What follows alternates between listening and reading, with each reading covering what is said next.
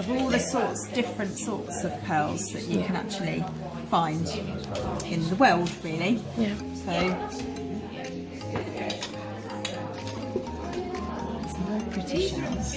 Oh, lovely.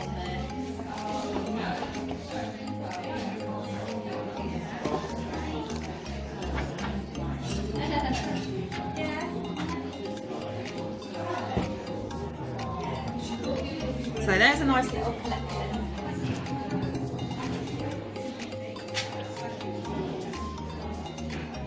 So what I'll do is I'll tell you about pearls as a general. So you see, since prehistoric times, pearls have been held in quite high regard, purely because they are so beautiful when they literally come out of the mollusk that they come out of.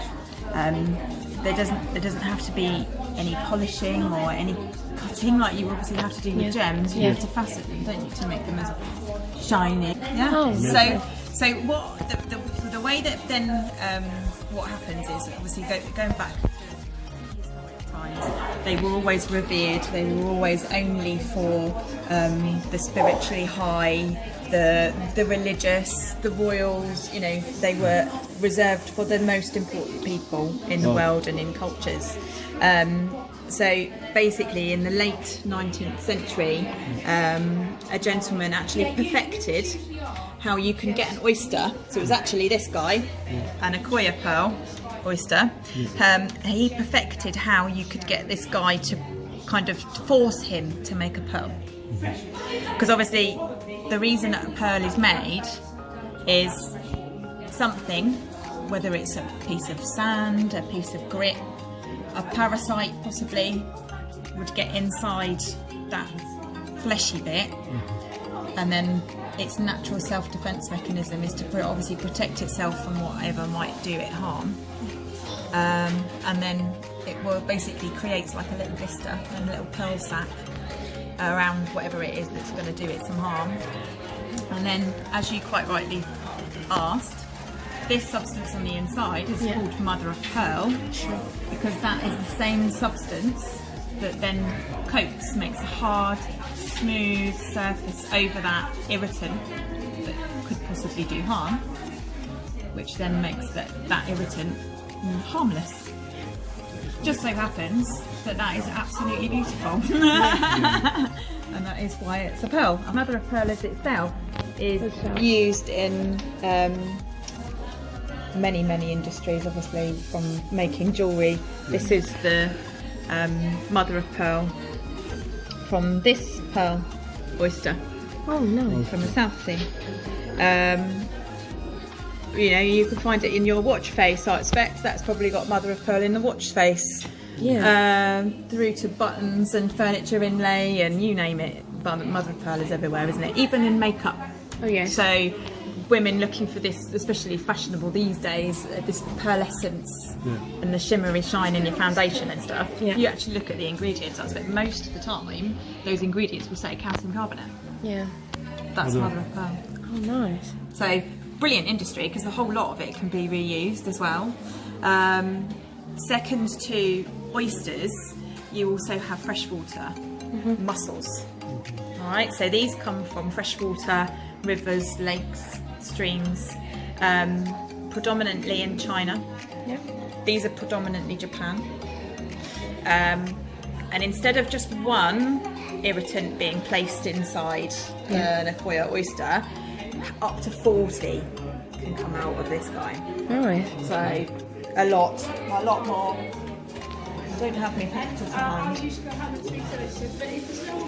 But yes, basically the natural colours of these guys are much more of a pinkier tone than what are these, as you saw in the ones that are up there. Yeah. They are a very cool tone. It's quite silvers, whites, silvers through to a blue. Yeah. Is the sort of predominant colours that you will get from an Akoya. Yeah. Whereas the freshwater mussels, they do tend to be that the pearl has been got stuck onto the actual shell itself, rather than still being in the squidgy bit.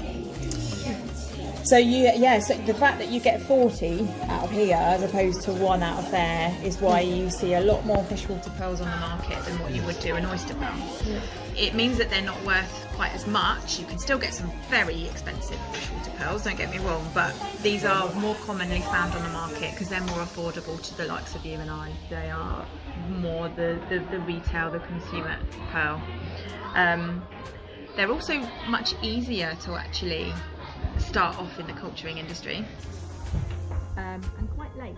They were first invented in the 1930s, 1940s, so quite late on really. So these are, I'll take these ones out of the way. All these pearls are examples of freshwater pearls. Oh, nice. They all come out of a mussel. So even these ones are called pearl? Yeah. Oh, nice. Yeah, so they're all freshwater pearls. Now obviously the natural shapes that you get obviously can be quite varied naturally. But what you can do with a freshwater pearl is actually you can make the pearl become a certain shape. They're all pearls. So someone put exactly. So they carved out of either a mother of pearl or a bristly bit of another mussel. Yeah. They carved the star, put it in, let it do its thing. So you can't do that with oysters. Oysters just die. They don't like it. They are very highly strung. Failure rate is much higher in an oyster. So you can only do that sort of thing in a freshwater mussel. Alright, so then the last ones to talk about are these guys. So these are the expensive ones. These are the oysters. So this is your Akoya. Yeah. So he's very beautiful, very classic. Only get 1, occasionally, very rarely 2, but most of the time it's 1. Standard size is between 7 and 8 mil for an Akoya, I suppose, maybe even smaller than that. They are notoriously just known as the classic pearl. It's what the Queen wears. It's your, stereotypical round classic pearl. And you've seen the colours that they come in. There's silvers, blues, those sorts of colours. And then these guys are the really expensive ones. So this comes from this shell, and you would then also have a silver one, which you've got. That is the silver shell, and these are from the South Seas, so French Polynesian islands, northern coast of Australia, all the really lovely places. Natural atolls that are in the Pacific. So a lot of the beds, the oyster beds, are actually a naturally occurring oyster bed, but they've just been then looked after by man.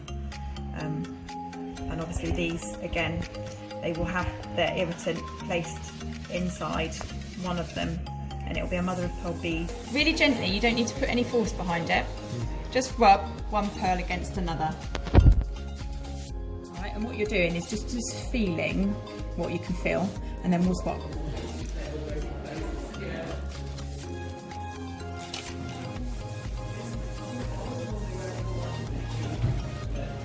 Sorry. Yeah, I can feel it. Huge difference, isn't it? Yeah. So this is your glass one. Okay. So it's actually quite a high quality crafted pearl necklace, to be fair, because it's made of glass and it has a nice thickness of lacquer on the top. Yeah. Those are freshwater, so they are a nice mid-range price of pearls. But what you're feeling is all of those crystals, because it's made of the calcium carbonate, which is all led down like Mount Everest. A good quality string of pearls, but they are slightly irregular. You can see that there's lustres in there of slightly different colours. They are beautiful, but these are all exactly the same. Yes. And a bit boring. How much is it worth for? This, I think when it was retailing, it was about £40. £40. And this is so that's £180. This one. And this is a silver class, whereas this is just a base metal class, which again makes a difference. Jersey Pearl is the mothership, as such. That's the original company, and we were born after then. So they're in Jersey. We're on the Isle of Wight. We're 30 years old now, so very strong company. And there is also Tenerife Pearl, which is called Perla Canaria, which is quite a lot of branches in the Canary Islands and mainland Spain now as well. And also in Cornwall, we have Cornwall Gold, which also has quite a Cornwall Pearl as well. Yes. Yes.